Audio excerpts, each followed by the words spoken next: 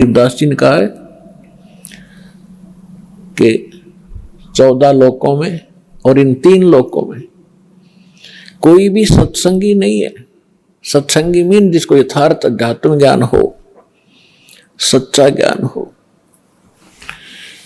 एक परमात्मा कबीर जी को छोड़कर उसने जो ज्ञान दिया उसके अतिरिक्त कोई सत्संग ही नहीं है। तो पुण्यात्मा, जो व्यक्ति प्रथम बार ये सुनता है कि किसी को भी ज्ञान नहीं, तो उसके यह बात गले उतरा को नहीं। कारण क्या है कि हमने अज्ञान सुन रखा है, ज्ञान कभी सुना ही नहीं। आपको बहुत बार सिद्ध किया है कि देवी पुराण के अंदर गीता प्रेस गोरखपुर से प्रकाशित 28-29 पृष्ठ पर स्पष्ट किया है। प्रथम स्कंद में व्यास जी पूछ रहे हैं नारद जी से कि किस भगवान की भक्ति करनी चाहिए, कौन सक्षम है, कौन समर्थ है। तो नारद जी कह रहे हैं कि एक समय मेरे पिता ब्रह्मा जी को यह देखकर बड़ा आश्चर्य हुआ कि भगवान विष्णु जी समाधि लगाए बैठे थे। ब्रह्मा जी ने पूछा कि हे देवेश्वर, सारी सृष्टि के पालक, आप किसकी भक्ति करते? तो विष्णु जी ने कहा कि मैं दुर्गा की भक्ति करता हूं, देवी की। अरे इससे ऊपर मैं किसी को भगवान नहीं मानता, मैंने पता ही नहीं। मेरे लिए ये फाइनल गॉड है देवी, मैं इसकी भक्ति करता हूं। फिर 7वें स्कंद में देवी 562 पृष्ठ पर हिमालय राजा को ज्ञान देते समय श्री देवी जी कहती है कि राजन, तो और सब बातों को छोड़ दे, एक ब्रह्म की पूजा करो। ब्रह्म ज्योत निरंजन काल 21 ब्रह्मांड का जो मालिक है, उसका ओम नाम है। ओम नाम के जाप से तुम ब्रह्मलोक में चले जाओगे। वो ब्रह्मलोक में रहता है, वो ब्रह्म। गीता ज्ञान दाता ये ब्रह्म है और श्री कृष्ण जी में प्रवेश करके ये गीता का ज्ञान दे रहा है। 8वें अध्याय के 13वें श्लोक में स्वयं कहता है ओम इति एकाक्षरम ब्रह्म विहारण माम अनुस्मरण ये परियाति तजन देहम सयाति परमाम गतिम। मुझ ब्रह्म का एक ओम मंत्र है, उच्चारण करके सिमरण करता हुआ ये परियाति तजन देहम, जो शरीर छोड़कर जाता है, सयाति परमाम गति, वो ओम से मिलने वाली परम गति को प्राप्त होता है। 8वें अध्याय के 16वें श्लोक में कहा कि ब्रह्मलोक में गए हुए प्राणी भी पुनरावृत्ति में उनकी जन्म मृत्यु होती है। गीता अध्याय नंबर 2 के श्लोक 12 में, गीता अध्याय नंबर 4 के श्लोक 5 और 9 में, गीता अध्याय नंबर 10 के श्लोक नंबर 2 में गीता ज्ञानदाता कहता है अर्जुन, तेरे और मेरे बहुत जन्म हो चुके, तू नहीं जानता, मैं जानता हूं। इससे सिद्ध है कि ब्रह्म भी नाशवान है। गीता अध्याय नंबर 18 के श्लोक नंबर 62 में, गीता अध्याय नंबर 15 के श्लोक नंबर 1 से 4 में गीता ज्ञानदाता कहता है कि संसार रूपी वृक्ष ये उल्टा लटका हुआ पीपल का वृक्ष समझो। ऊपर को जो जड़ है वो तो पूर्ण परमात्मा है, परम अक्षर ब्रह्म है, और अन्य इसके जो नीचे को शाखाएं हैं, जो संत इन सभी विभागों को बता देगा संसार रूपी वृक्ष की, स वेदवित वो तत्वदर्शी संत है। उसके पश्चात परमेश्वर के उस परम पद की खोज करनी चाहिए। तत्वदर्शी संत के मिलने के उपरांत तत्व ज्ञान रूपी इस शस्त्र से अज्ञान को काट के, यानी इसको अच्छी तरह समझ कर उसके पश्चात परमेश्वर के उस परम पद की खोज करनी चाहिए, जहां जाने के बाद साधक फिर लौटकर कभी संसार में नहीं आते। 18वें अध्याय के 62वें श्लोक में कहा कि अर्जुन, तू सर्वभाव से उस परमेश्वर की शरण में जा, उसकी कृपा से तू परम शांति को और सनातन परम धाम यानी शाश्वत स्थान अमर लोक को प्राप्त होगा, जहां जाने के बाद साधक फिर लौटकर कभी संसार में नहीं आते, उनकी जन्म मृत्यु नहीं होती। तो पुण्यात्माओं, इसे सिद्ध हो गया कि न ब्रह्मा को ज्ञान, न नारद को ज्ञान, न व्यास को ज्ञान। व्यास जी इज द राइटर ऑफ 4 वेद, 18 पुराण, श्रीमद् भगवत गीता, इन सब का राइटर है। लेकिन उसको स्वयं नहीं पता कि परमात्मा कौन है। विष्णु जी को नहीं मालूम, वो दुर्गा को सर्वश्रेष्ठ मानता है, और दुर्गा जी कहती है ब्रह्म की पूजा करो, ब्रह्म कहता है परम अक्षर ब्रह्म की पूजा करो। तो ये ज्ञान परमेश्वर देता है, और इससे सिद्ध हो जाता है 3 लोक और भवन चतुर्दश कोई नहीं सत्संगी। उस सत्संग को सुनाने के लिए परमेश्वर आते हैं। परमात्मा 4 युगों में आते हैं। पुण्यात्माओं, आज तक आप श्रद्धालु हो, भगवान के लिए लगे हुए हो, परमात्मा की भक्ति भी करते थे, रामायण महाभारत की कथाएं भी सुनने में रुचि खूब रखते थे। लेकिन वो अज्ञानी गुरु, वो संत मंडलेश्वर आचार्य, शंकराचार्य, ब्राह्मण हमारे को लोक वेद सुनाया करते थे। वो सत्यनारायण कथा सुनाया करते थे श्री विष्णु जी को आधार मानकर। सत्यनारायण का अर्थ होता अविनाशी परमात्मा। और श्री देवी भागवत के अंदर 3रे स्कंद में सचित्र मोटा टाइप गीता प्रेस गोरखपुर से प्रकाशित के 123 पृष्ठ पर श्री विष्णु जी कहते हैं अपनी माता दुर्गा की महिमा गाते हुए, तुम शुद्ध स्वरूपा हो, ये सारा संसार तुम इसे उद्भासित हो रहा है। मैं ब्रह्मा और शंकर आपकी कृपा से विद्यमान है। हमारा तो आविर्भाव माने जन्म, तिरोभाव माने मृत्यु हुआ करता है। हम नित्य नहीं है, हम अविनाशी नहीं है, आप ही नित्य हो।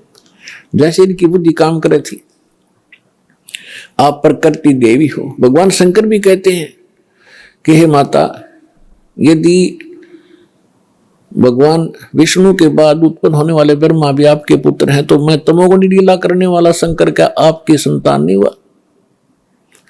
अर्थात मुझे भी जन्म देने वाली तुम ही हो। और ये हमारे शंकराचार्य आचार्य, ये नकली गुरु ब्राह्मण, ब्रह्मा विष्णु अजर अमर हैं, सर्वेश्वर हैं, कोई माता पिता नहीं है। खाक पढ़ाए ने सदग्रंथों को, ये खाक टीचर थे जिसने सिलेबस का ज्ञान नहीं, मूर्ख बना रखा था हमारे को।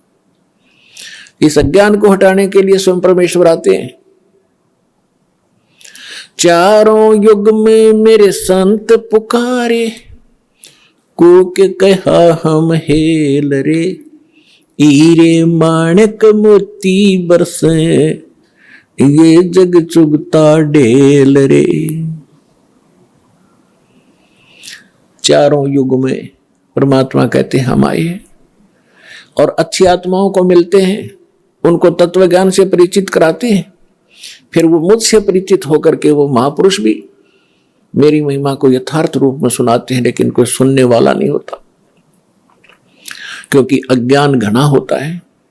और परमात्मा कहते हैं हम भी, मैं भी आता रहता हूं प्रत्येक युग में भिन्न भिन्न रूप बनाकर, और ये हमारे ज्ञान को ना सुन करके हम यथार्थ ज्ञान, यथार्थ भक्ति विधि रूपी हीरे मोती लालों की वर्षा करते रहते हैं, जगह जगह ज्ञान सुनाते हैं। लेकिन ये भोली आत्मा हीरे मोती लालों को ना पहचान कर, उनको ठोकर मारकर कंकरों की गठड़ी बांध कर वजन उठाए फिर रहे हैं। हम जो साधना कर रहे हैं बड़ी श्रेष्ठ है। गीता अध्याय नंबर 16 के श्लोक 23 और 24 में स्पष्ट कर दिया है कि शास्त्र विधि को त्याग कर जो मनमाना आचरण करते हैं, मनमानी पूजाएं करते हैं, उनको न तो सुख होता है, ना उनका कोई सिद्धि प्राप्त होती है, और न ही उनकी गति होती है। फिर साधना करते किस लिए? अब जितने भी हमारे धर्म गुरु हिंदू धर्म के क्या नाम देते, ओम नमः शिवाय, ओम नमः भगवते वासुदेव, हरे कृष्ण राधे राधे श्याम मिला दे, राम राम हरे हरे, सहस्रनामा विष्णु जी का, और गणे चतुर और गणे सुपीरियर मानते हैं, कहते हैं ओम ओम, बस ओम सबसे बड़ा नाम। तो पुण्यात्माओं, हरे राम हरे कृष्ण किसी भी सदग्रंथ में मंत्र नहीं, ओम नमः शिवाय किसी ग्रंथ में नहीं, ओम नमो भगवते वासुदेव किसी ग्रंथ में नहीं। जो शास्त्र अनुकूल साधना है वो परमेश्वर ने स्वयं आकर बताई है और अपनी उन प्यारी आत्माओं को बताई है और उनको थोड़ी हिदायत दे दी थी कि जब तक इस कलयुग के अंदर ये बिजली पीढ़ी का समय नहीं आवे, इसको डिस्क्लोज ना करना, लिख देना। लिख रखी सभी महापुरुषों ने अपने अमृतवाणी में एफिडेविट लिख रखे हैं कि हम ये जाप करा करते, ये मंत्र श्रेष्ठ है, इसी से मोक्ष संभव है। लेकिन सिलेबस को समझना स्टूडेंट के स्तर का काम नहीं है। पढ़ भी लेगा तो उसको समझ नहीं सकता, अप्लाई नहीं कर सकता, इसलिए टीचर गुरु की आवश्यकता होती है। तो जो गुरु रूप में परमात्मा आए थे, सतगुरु रूप में, फिर जिन महापुरुषों से मिले थे उनको अधिकार दिया था ज्ञान सुनाने का, और फिर अब इस दास को भेजा है इस पूरे कंप्लीट कोर्स को आप तक पहुंचाने के लिए, आपका मोक्ष कराने के लिए, क्योंकि अब वो समय आ गया। नहीं तो इस दास से बड़े बड़े महापुरुष पहले हुए हैं, लेकिन उस समय नहीं था, क्योंकि आप अशिक्षित थे और अशिक्षा का लाभ ये नकलियों ने हमारा उठाया। ये संस्कृत बोलते रहे, हमने सोचा बड़े विद्वान हैं, इन्होंने खूब जाना होगा सदग्रंथों को। हमने परमात्मा को भी ठुकरा दिया जिसमें 600 वर्ष पहले वो आकर ये ज्ञान सुनाया करते थे, जो आज सभी सदग्रंथों में ज्यों का त्यों पाया। तो पुण्यात्मा 100 शुक्र मनाना उस परम पिता के। वहां ये आए, यहां आकर के उन्होंने कितने कष्ट झेले हमारे लिए। परमात्मा के उसी इतिहास को जो 600 वर्ष पहले परमेश्वर कबीर जी यहाँ आए थे, ये ज्ञान सुनाया करते थे, जो दास आज उसी परम पिता का दिया हुआ एज इट इज आप तक पहुंचा रहा हूं। अपनी तरफ से इसमें कोई मिलावट नहीं कर सकता, क्योंकि जीव का जो ज्ञान होगा वो घटिया होगा, परमात्मा का ज्ञान वो सत्य होगा। तो वो सत्य ज्ञान आप तक पहुंचा रहा हूं, ये सत्संग कर रहा हूं।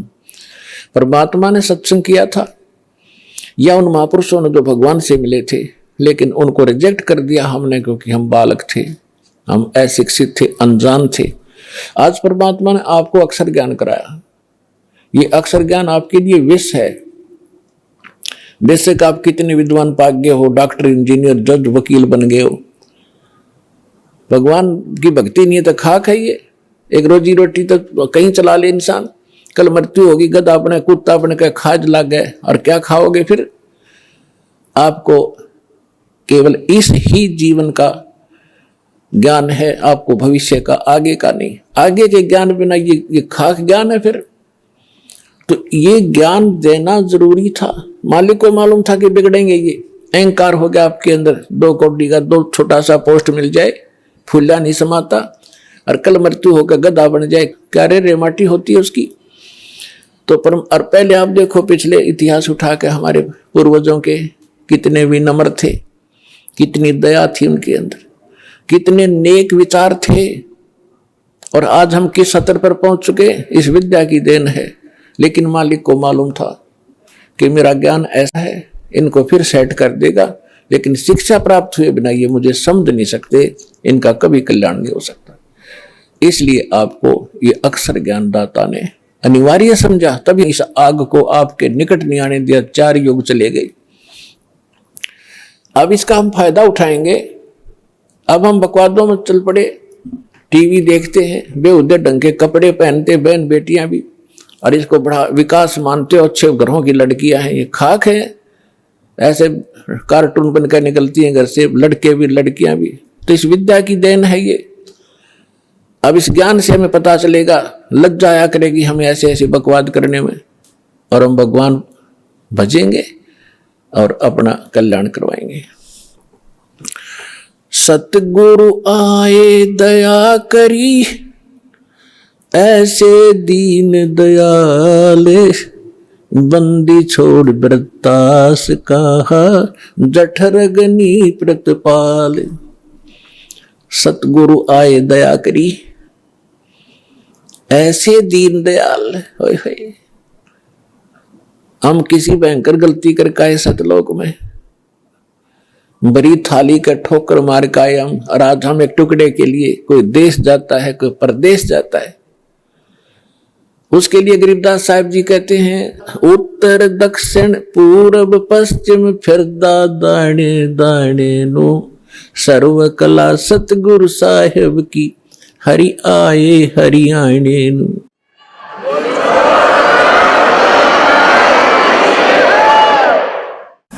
अपने आत्माओं, जो गुरु बचन पर डट गए कट गए फंद 84 के,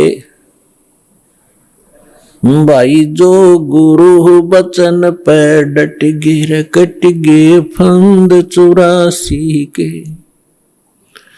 भाई जो गुरु बचन पर डट गए कट गए फंद 84 के, कट गए फंद 84 के, कट गए फंद 84 के, भाई जो गुरु बचन पे डट गए कट गए फंद 84 के। वस्तु मिली ठोड़ की ठोड़ मिट गई, मन पापी की दौड़, वस्तु मिली ठोर की ठोड़ मिट गई, मन पापी की दौड़, ये भरम मिटे मथुरा काशी के, भरम मिटे मथुरा काशी के, भाई जो गुरु बचन पे डट गए कट गए फंद 84 के। पुणात्मा, गुरु का वचन पालन करना इस भक्ति मार्ग में अति अनिवार्य है, और गुरु केवल वही ज्ञान और वही आदेश देता है जो आपके हित में होते हैं। एक भक्त कह रहा था जी, उसने कभी प्रश्न किया होगा, दास को भी इतना ध्यान नहीं रहता क्योंकि लाखों की संख्या में एक महीने में भक्त मिलते हैं।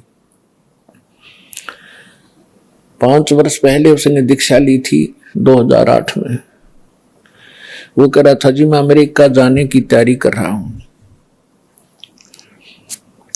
तो उसने अभी बताया, कहने लगे जी आप ये बोले कि भाई आड़े यही अमेरिका बना दूंगा जब तू विश्वास करेगा।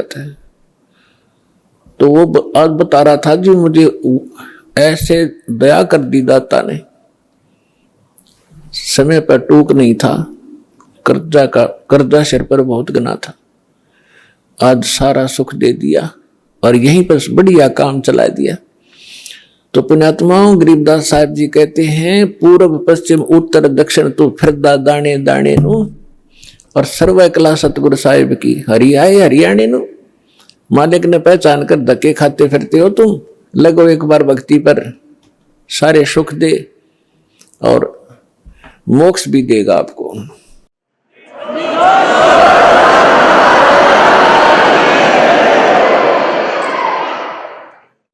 पुण्यात्माओं, सबसे पहले हमने अपने लाल की परख करनी होगी कि जिस लाल को हम लिए फिरते हैं ये वास्तव में लाल है भी कि नहीं। तो उस परखने के लिए हमारे पास कुछ पैमाना होना चाहिए। तो पैमाना कौन सा होगा? सदग्रंथ प्लस में उन महापुरुषों के आंखों देखा एफिडेविट कि परमात्मा जिनको मिले। तो आज आपको एक झलक परमात्मा की सुनाएंगे।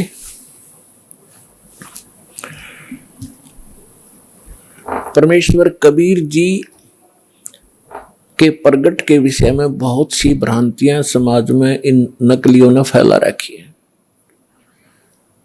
क्या फैला रखी है कि कबीर साहब किसी विधवा ब्राह्मणी के घर कोख से जन्म हुआ था, वो शर्म के मारे बाहर डाल आई। ये बकवाद है और उन दुष्ट लोगों की बनाई हुई कहानियां हैं जो भगवान से हमें दूर रखना चाहते थे, लेकिन वास्तविकता इसके बिल्कुल विपरीत है। परमात्मा स्वयं कहते हैं, अवधू अवगत से चला आए, मेरा कोई भेद मर्म ना पाया, ना मेरा जन्म ना गर्भ बसेरा, बालक बन दिखलाया, काशी नगर जल कमल पडेरा, तहां जुलाहे न पाया। मात पिता मेरे कछु नहीं, ना मेरे घर दासी, जुल्हे का सुत आने कहाया, जगत करे मेरी हासी। स्वयं परमात्मा ने आके बताया कि मेरे कोई मात पिता नहीं थे और किसी कारण से मैं प्रत्येक युग में अपने बच्चों को संभालने के लिए ये लीला किया करता हूं। परमात्मा प्रत्येक युग में ऐसी ही लीला करते हैं। कमल के फूल पर आकर शिशु रूप धारण करते हैं। एक सतिथि इनकी ऐसी है यहाँ आने की, और वैसे जब चाहे कभी भी एक साधु रूप में, अन्य रूप में कभी प्रकट होकर के अच्छी आत्माओं को मिलते हैं, उनको ज्ञान देते हैं। तो जब परमात्मा कलयुग में आए सन 1398, संवत 1455, ज्येष्ठ उत्तरते की पूर्णमासी, ज्येष्ठ सुधी पूर्णमासी को ब्रह्म मुहूर्त में, ब्रह्म मुहूर्त होता है सूर्य उदय होने से 1.5 घंटा पूर्व, सतलोक से आए मालिक और एक शिशु रूप धारण करके और नीचे को गति की। उस समय बनारस के अंदर, काशी के अंदर एक रामानंद नाम के बहुत बड़े विद्वान प्रसिद्ध थे। उनके विषय में माना जाता था कि इन्होंने चारों वेदों को, 18 पुराणों को, श्रीमद् भगवत गीता को ठीक ढंग से जाना है, जिस कारण से वो प्रचार किया करते थे। और उन्होंने 1400 ऋषि शिष्य बना रखे थे, जो उनके द्वारा बताए गए ज्ञान को आगे जनता में प्रचार किया करते थे। स्वामी रामानंद जी एक ब्राह्मण के अतिरिक्त अन्य किसी जाति मजहब वाले को अपना शिष्य नहीं बनाते थे। अन्य को वो एक हेय समझते थे, अपने से घटिया मानते थे। अब उन्होंने 1400 ऋषि पंडित शिष्य बना रखे थे। उनमें से एक अष्टानंद नाम के ऋषि थे, और वो प्रतिदिन एक लहर तारा नामक तालाब था, आज भी है, लेकिन अब तो वो सिर्फ एक यादगार रूप में ही रहा है। और उस लहर तारा तालाब, उसका नाम कैसे पड़ा? गंगा दरिया का जल वर्षा के दिनों में जब फुल स्विम पर चलती है तो गऊ घाटों के ऊपर से वो ओवरफ्लो होकर लहरों के द्वारा उछल उछल कर एक बहुत बड़ी झील में समा जाता था, भर जाता था। उसको लहर तारा नामक तालाब कहने लगे। और उसका फिर सारा वर्ष बहुत सुंदर स्वच्छ जल रहता था, क्योंकि गंगा के जल में एक विशेषता है कि ये खराब नहीं होता, क्योंकि ये जल सतलोक से आया है।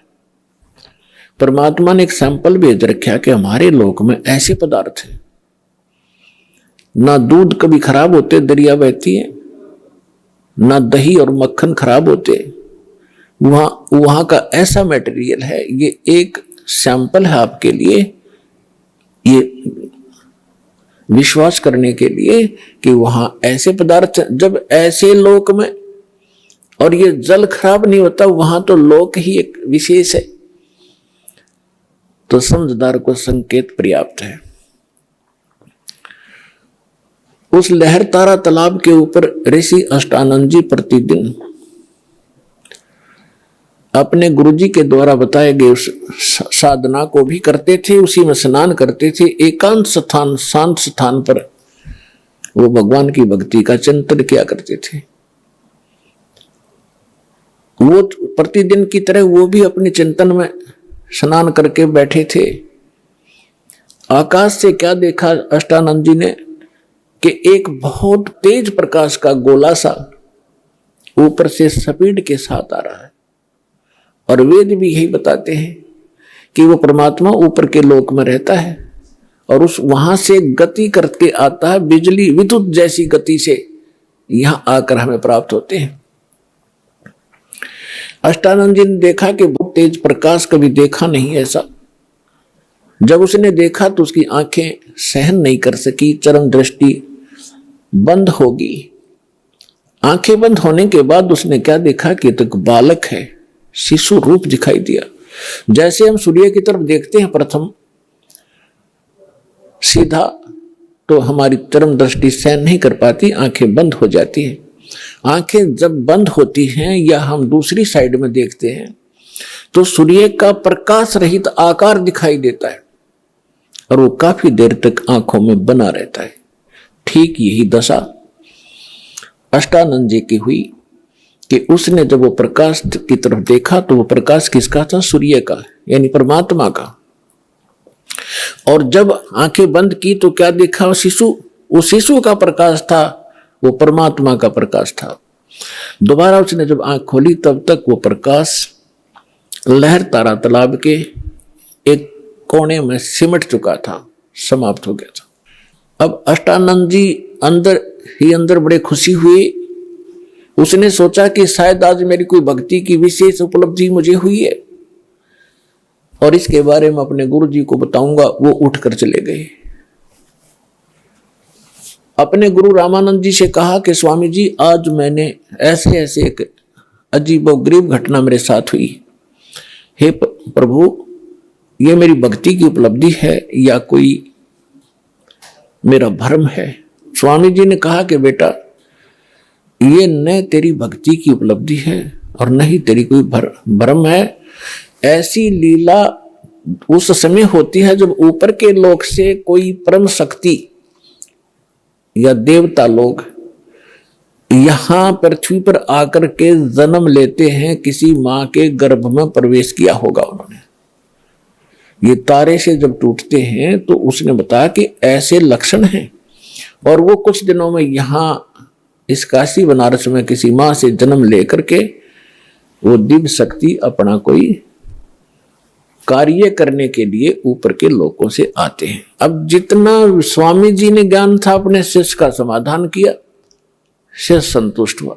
अब इन ऋषि महर्षियों ने वही भगवान देखे हैं जो मां से ही जन्म लेते रहे। श्री राम, श्री कृष्ण और बाकी 18, 25, 2, 8, 9 जो बताते हैं ये ऐसे आते हैं।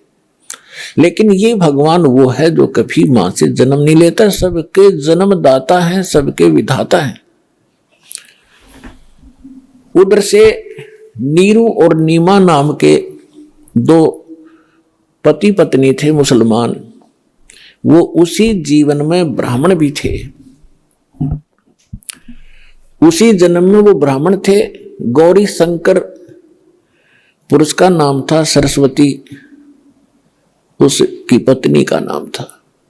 गौरी शंकर भगवान शंकर के बहुत ज्यादा उपासक थे और नेक आत्मा ब्राह्मण थे। अन्य ब्राह्मण रोजी रोटी के लिए जनता को मिसगाइड करके अपना निर्वाह के लिए मिसगाइड करते थे। दक्षिणा आदि कुछ अटपट करके ग्रहण करते थे। तेरा पित्र ऐसे रुष्ट हो गया है, इतने पैसे चढ़ा दे, ऐसा पाठ करवा दे। वो ऐसा नहीं करता था।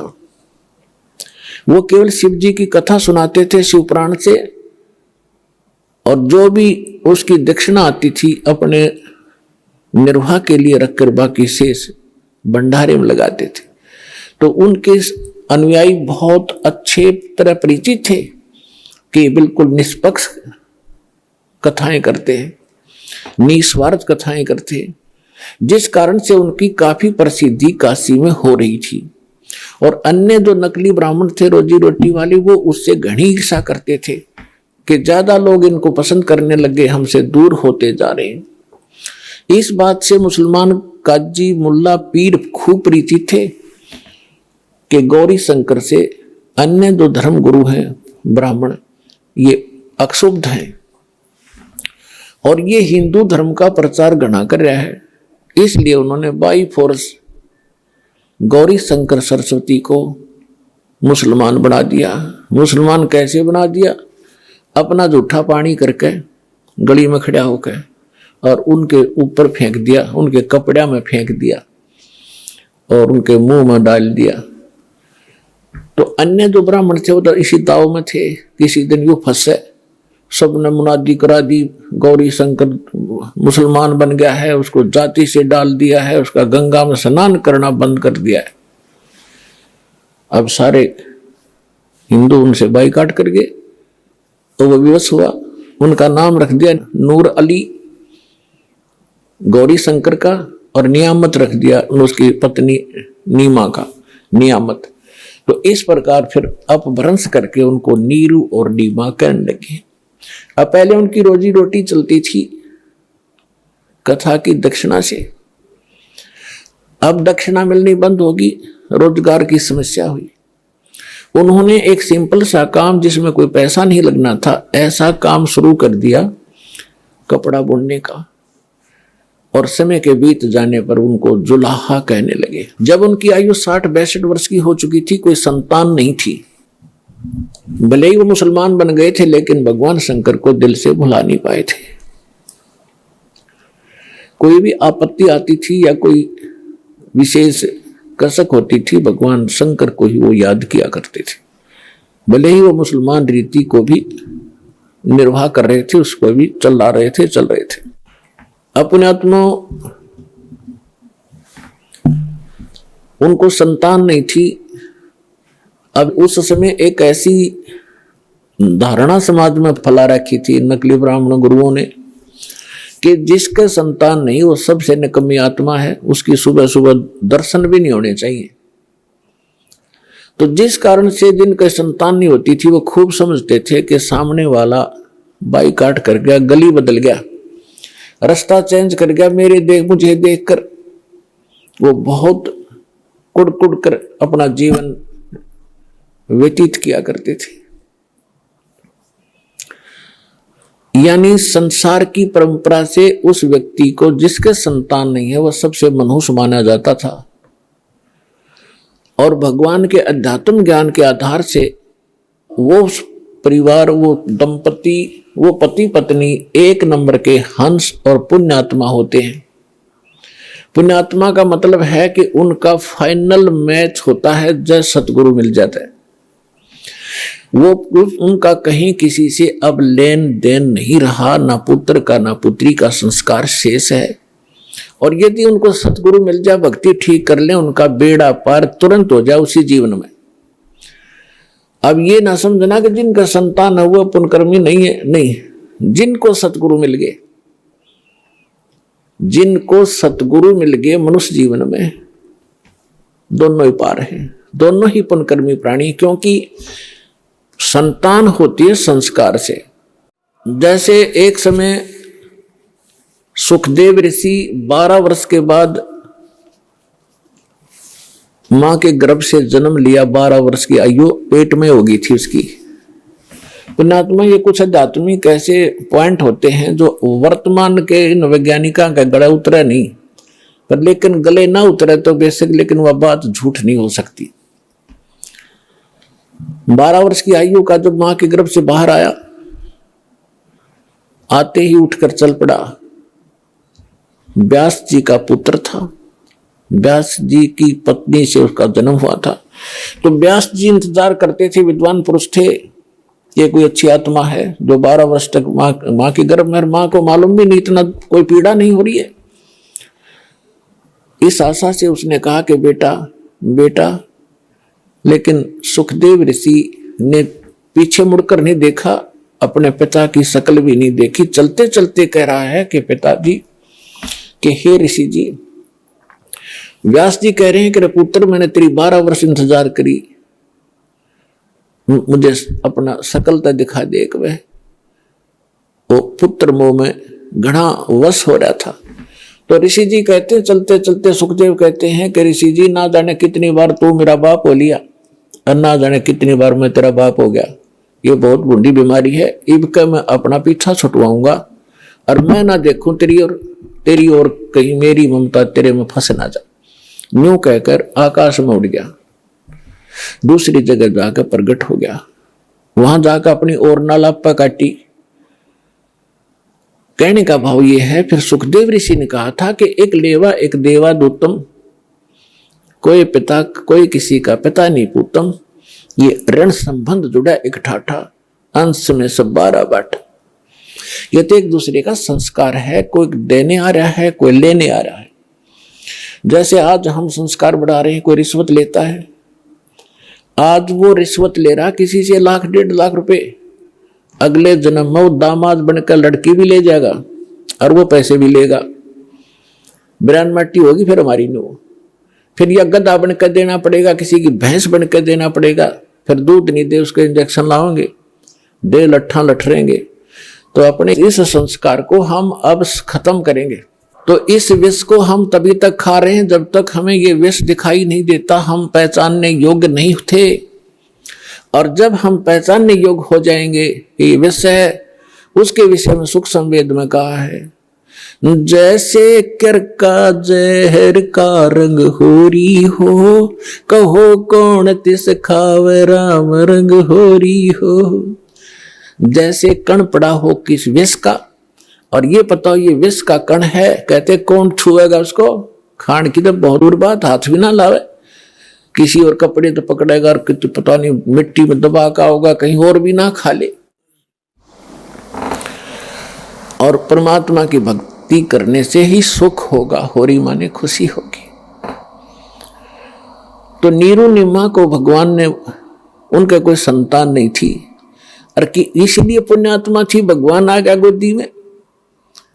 अब भगत का और जगत का सदा से विरोध रहा है, मतभेद रहा वैचारिक, और जिस कारण से इनकी खींचातान बनी रही तो बनी रहो, क्योंकि भगत को ज्ञान हो जाता भक्ति का और जगत को ज्ञान होता अपनी ही परंपराओं का, वो उन्हीं को उत्तम मान रहे होते हैं, इसलिए विरोध करते हैं भक्तों का।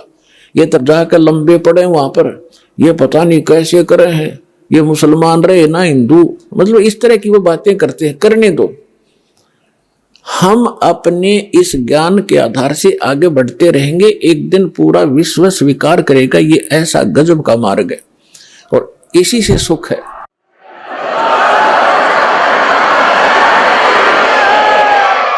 पुण्यात्माओं, ये भक्ति युग आ गया। अभी तक हमने बतेरी बकवाद कर ली। एक बार दास गोवा के अंदर गया हुआ था। गोवा एक स्टेट है समुद्र के किनारे, वहां दूसरे देश को हम विकसित देश मानते हैं,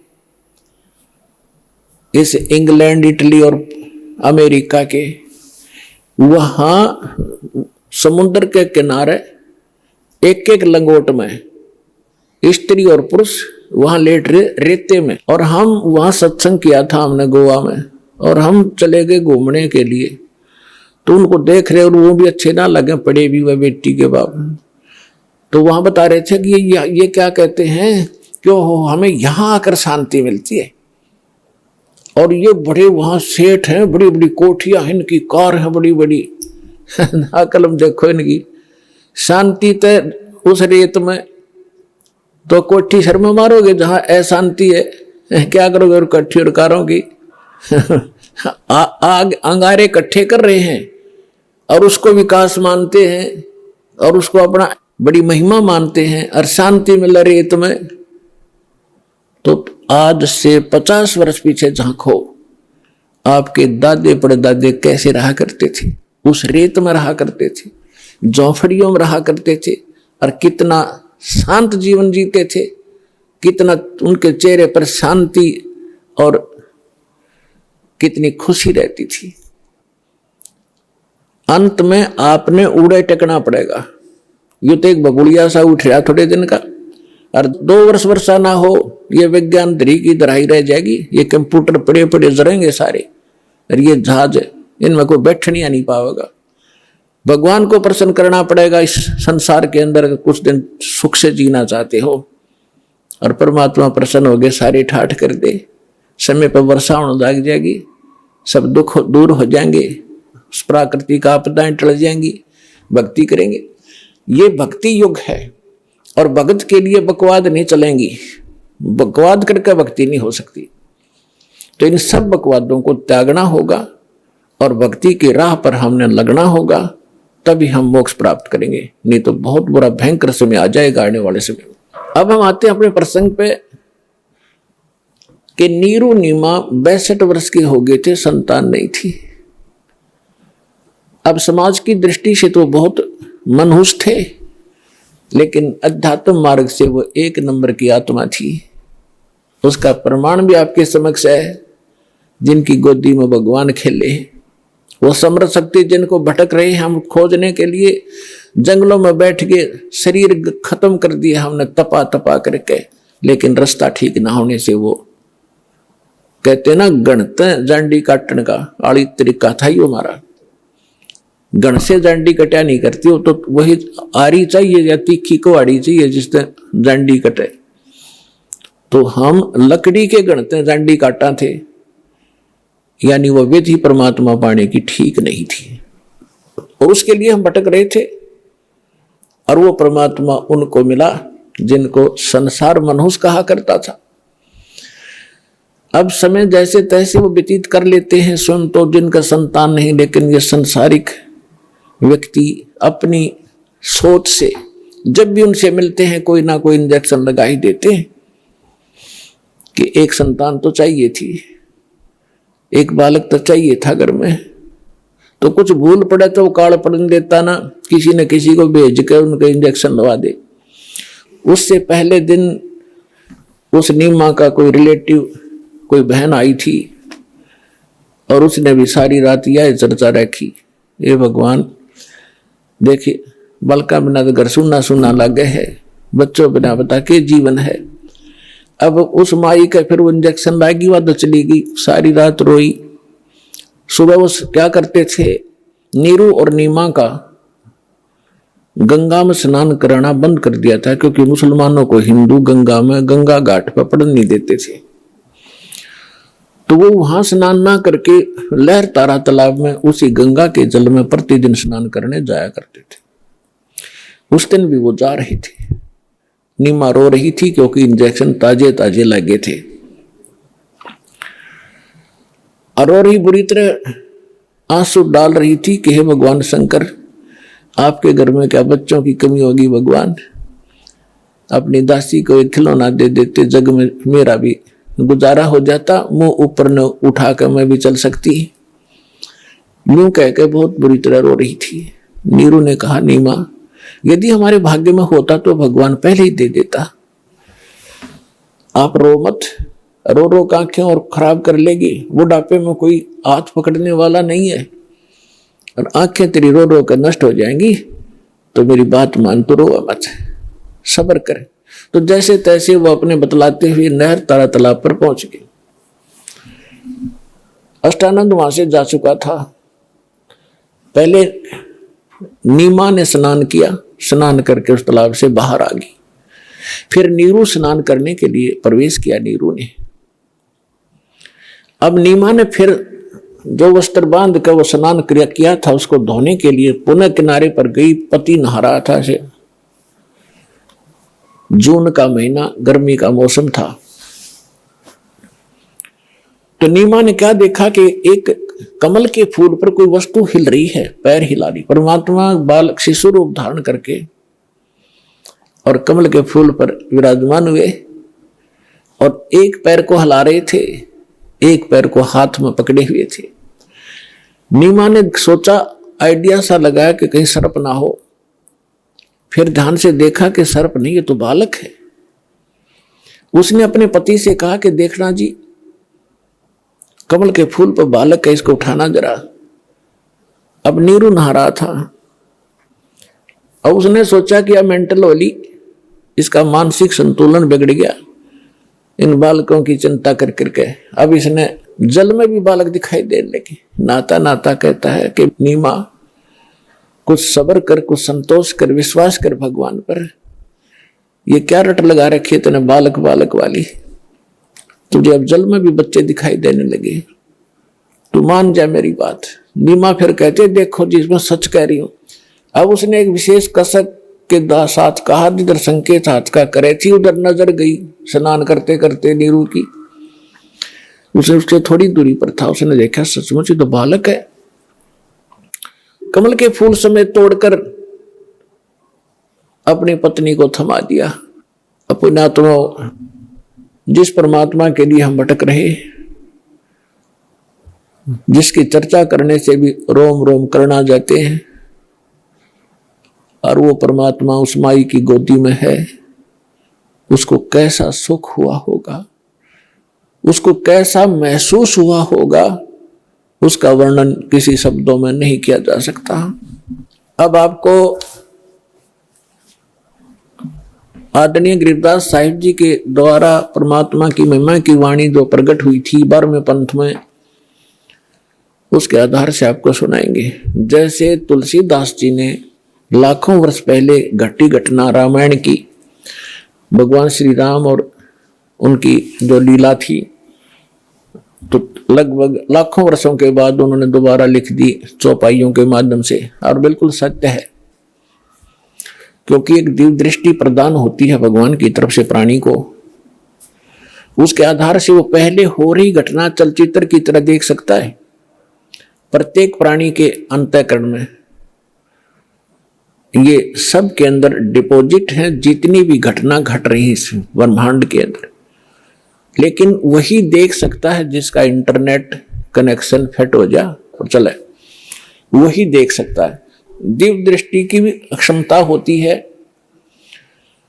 जैसे एक दूरदर्शी होती है 1 किलोमीटर तक देख सकती है, और एक दूरदर्शी होती है ऊपर के ग्रहों तक को देख लेती है। तो इसी प्रकार जो तुलसीदास जी की दिव्य दृष्टि यानी दूरदर्शी थी, दूरबीन थी, वो थोड़ी क्षमता की थी। आदरणीय गरीबदास साहिब जी को परमात्मा पूर्ण ब्रह्म मिले थे, उनको जो दिव्य दृष्टि दी थी वो फुल रेंज की थी। उसने बहुत आगे और पहले की और भविष्य की सब जानकारी गरीबदास साहिब जी ने दी। और 600 वर्ष पहले परमात्मा जो आए थे, जो उनकी वार्ता हुई थी, वो अपनी लैंग्वेज में यथार्थ घटना चित्रार्थ की, वो सुनिएगा। 84 बंधन कटे कीनी कल्प कबीरे, 52 चतुर्दश लोक सब ये टूटे जम जंजीरे, अनंत कोट ब्रह्मांड में बंदी छोड़ कहाए, सो तो एक कबीरे हैं जननी जने नवाए। परमात्मा स्वयं भी कहा मालिक ना करके, मात पिता मेरे कछु नाही, ना मेरे गरदासी, दुल्हे का सुत आण कहाया, जगत करे मेरी हासी। ना मेरा जन्म न गर्भ बसेरा, मन बालक बन दिखलाया, काशी नगर जल कमल के ऊपर, तहां जुलाहे न पाया। और यही परमात्मा से परिचित वो पुण्यात्मा गरीबदास साहिब जी बता रहे हैं, अनंत कोट ब्रह्मांड में बंदी छोड़ कहाए, सो तो एक कबीर है जननी जने नवाए। गरीबदास जी कहते हैं ये बंदी छोड़ है। यजुर्वेद अध्याय नंबर 5 के और मंत्र नंबर 32 में लिखा है, कबीर अंगारी असी बंबारी असी, रत धामा असी। रत धाम माने सतलोक का मालिक, और बंबारी माने बंधनों का शत्रु, बंधनों का नाश करने वाला बंदी छोड़। अंगारी माने पापों का नाशक, पापों का शत्रु। ये कबीर परमात्मा है और वो सतलोक का मालिक है। तो यहां स्वयं परमात्मा भी कहते हैं, बंदी छोड़ हमारा नामम, अजर अमर है अस्थिर ठामम, अमर करूं सतलोक पठाऊं, तात बंदी छोड़ कहूं। यहां गरीबदास जी भी कह रहे हैं, अनंत कोट ब्रह्मांड में बंदी छोड़ कहाए, सो तो एक कबीर है जननी जने नवाए।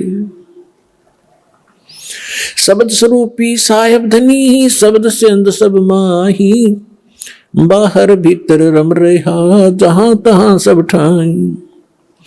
जल थल पृथ्वी गगन में बाहर भीतर एक, पूर्ण ब्रह्म कबीर हैं ये अवगत पुरुष अलेख। सेवक होके उतरे इस पृथ्वी के माही, जीव उदाहरण जगत गुरु, बार बार बलि जाही। अब वो महापुरुष गरीबदास साहिब जी जिनको भगवान मिले थे, सचखंड लेकर गए थे, फिर वापस छोड़ा था। परमात्मा को आंखों देखकर उनसे प्राप्त दिव्य दृष्टि और ज्ञान योग खुल जाने के उपरांत क्या कह रहे हैं कि सेवक होकर उतरे, उतरे माने वहां से चलकर आए, अवतरित हुए। इस पृथ्वी के माही दास बनकर आए, एक जुलाहा बनकर हमें दिखाया कि यदि तुमने मुक्ति चाहिए, यहाँ की बकवादों को देखकर अपने मूल उद्देश्य को भूलो मत। ये दिखाया परमात्मा ने कि मेरे से निर्धन तुम नहीं हो सकते।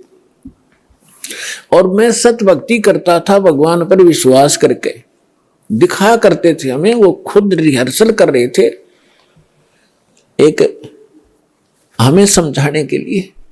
और फिर परमात्मा कहते हैं कि मेरे ऊपर एक ऐसी आपत्ति डाल दी थी इन लोगों ने, झूठी चिट्ठी लिख दी थी कि कबीर भंडारा करेगा।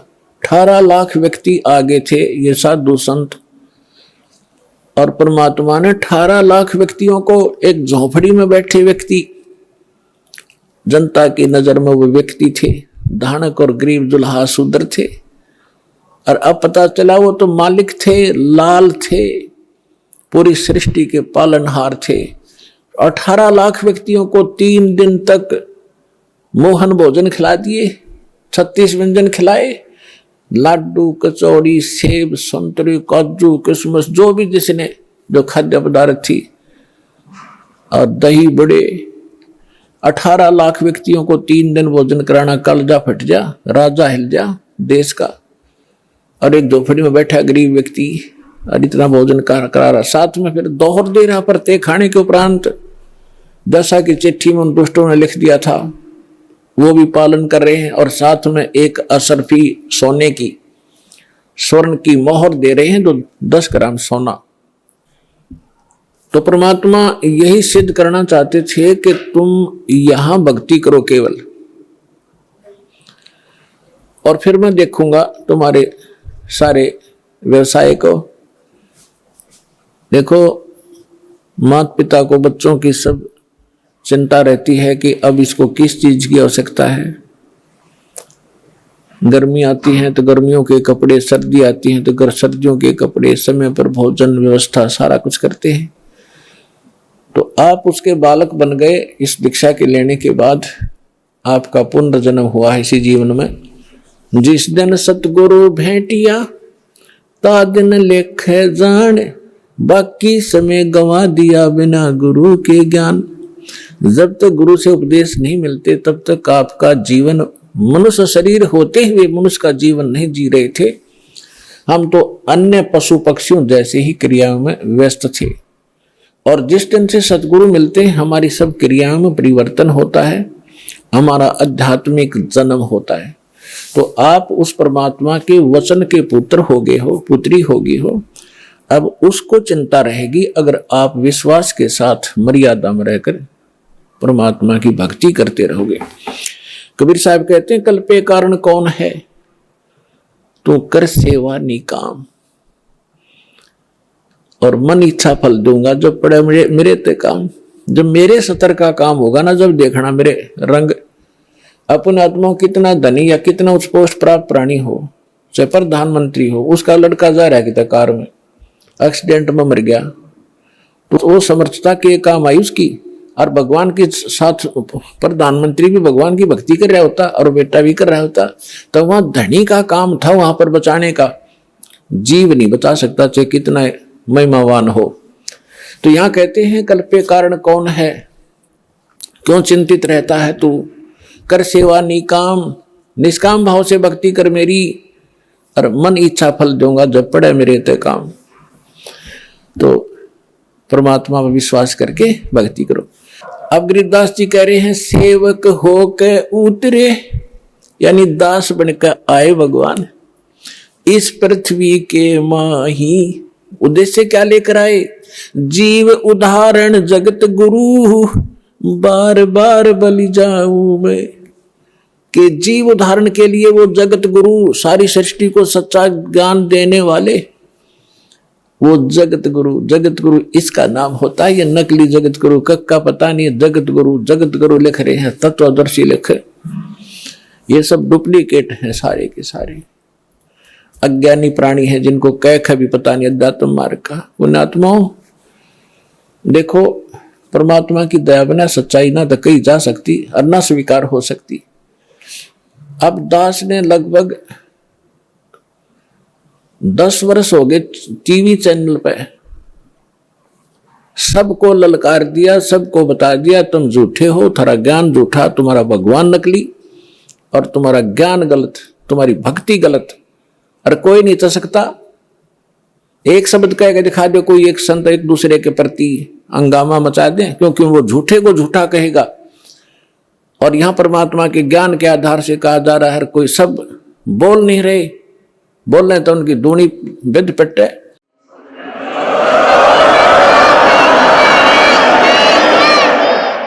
तो ये परमात्मा की दया है बच्चों, आप तक यो ज्ञान पहुंच पाया। ये दास जाने या भगवान जाने या मेरे साथ उस समय से लग रहे ये आपके भाई बहन इस संघर्ष से वो परिचित हैं, कैसे संघर्ष करके आप तक इस सत्र में पहुंचे। जेल तक भेज दिया झूठे केस बना के नकली लोगों ने।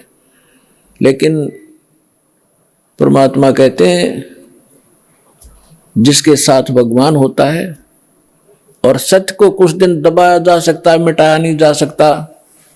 आज देख रहे हो पूरा विश्व समझ गया कि सच्चाई क्या थी और किस प्रकार से आप तक ये ज्ञान पहुंचा पाए हैं। कोई टीवी चैनल वाला चलाने को तैयार नहीं, क्यों सारे नकली बैठे, उनको पैसे चाहिए। एक ये साधना वाले पे पता नहीं परमात्मा ये कौन से जन्म का पुण्यकर्मी था, इसने मच्छी करी और दया हुई दाता की, आप तक जो ज्ञान पहुंच पाया। और अब इसको संभाल के रखना अब कर्तव्य है आपका, प्रत्येक भाई बहन का। सभी विश्व के आप प्राणी आपके भाई बहन हैं, सतलोक के रहने वाले हैं। असंख्य जन्म या धक्के खाते भटकते हो गए हैं, या ना सुखी हो सकते ना सुखी कभी हुए हैं। सबको बता दो, डंडोरा पीट दो कि मोक्ष होगा तो सतलोक आश्रम बरवाड़ा जिला हिसार हरियाणा में है। नाम लो और अपना कल्याण कराओ।